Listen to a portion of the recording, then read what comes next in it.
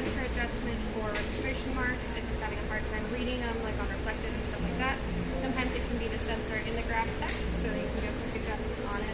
So I'm going to start by powering it down over here on the left side.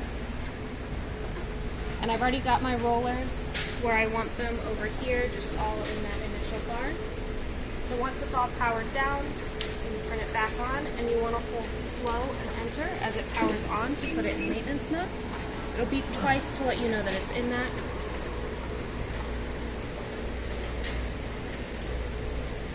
And once the lever closed, so I'm just going to throw my paper in.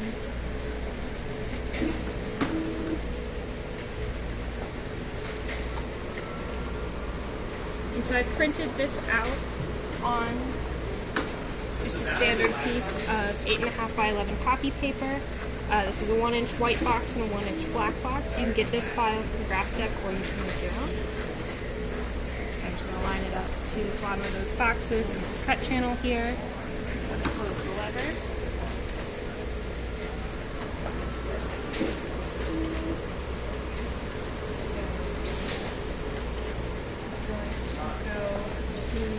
Menu and then the adjustments.